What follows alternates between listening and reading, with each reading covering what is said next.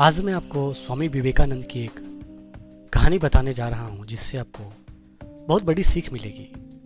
दोस्तों, इस दुनिया में समय समय पर ऐसे महान हस्तियों ने, महान आत्माओं ने जन्म लिया है जिन्होंने मानवता को एक नई दिशा दी और ज्ञान का संचार किया है। तो स्वामी विवेकानंद उन्हीं में से एक थे। स्वामी विवेकानंद के जीवन से जुड़ी कहानियाँ आज के समय में भी कई लोगों के प्रेरणा के स्रोत हैं।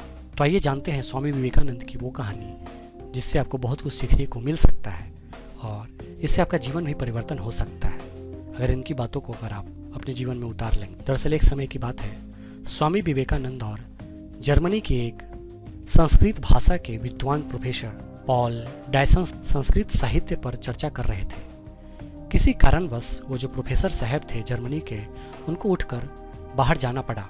तब उसी समय स्वामी विवेकानंद जी के पास एक किताब पड़ी हुई थी। स्वामी विवेकानंद ने उस किताब को उठाकर उसके पन्ने पलटने लगे। दरअसल वो जो किताब था वो कविताओं का संकलन था। स्वामी विवेकानंद उस किताब को पढ़ने में इतने ज़्यादा लीन हो गए। थोड़ी देर बाद जब प्रोफेसर डायसन अपना काम निपटाकर लौट आए, लेकिन स्वामी विवेकानंद की ओर देखे तो वो किताब पढ़ने में इस कदर खोए हुए थे कि डायसन के लौटने का उन्हें पता ही नहीं चला। कुछ देर बाद प्रोफेसर डायसन को ऐसा लगा कि स्वामी विवेकानंद उन्हें जानबूझकर नज़रअंदाज कर रहे हैं। लेकिन जब थोड़ी देर बाद पूरी किताब पढ़ने के बाद जब स्वामी जी ने अपनी गर्दन ऊपर उठाई तो डायसन को सामने बैठकर इंतजार करता पाया। स्वामी विवेकानंद बोले, क्षमा कीजिएगा, मैं पढ़ रहा था, इसलिए आप कब आए इसका पता ही नहीं चला। स्वामी विवेकानंद द्वारा माफ़ी मांगने के बावजूद डायसन के मन का जो मलाल था खत्म नहीं हुआ। उन्हें यही लगता रहा कि स्वामी जी ने जानबूझकर उनकी उपेक्षा की। स्वामी विवेकानंद उनके मन का भाव जान गए। उन्हें दुख हुआ। डायसन को यकीन दिलाने के लिए वे किताब की कुछ कविताएं सुनाने लगे, लेकिन इसका उल्टा असर हुआ।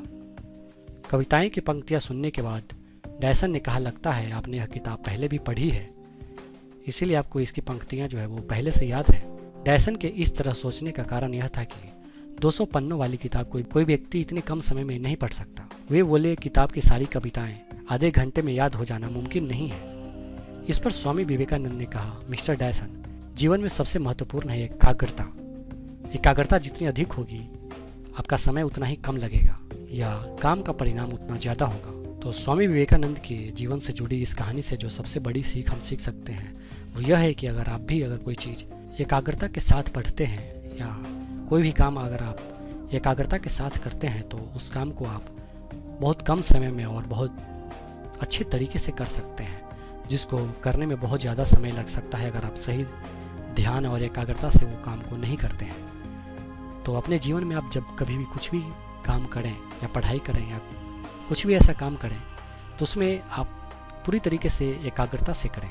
इससे आपको बहुत ही अच्छा और बहुत ही जल्दी वो चीज़ समझ में भी आ जाएगा और उस काम को आप जल्दी से जल्दी कर पाएंगे।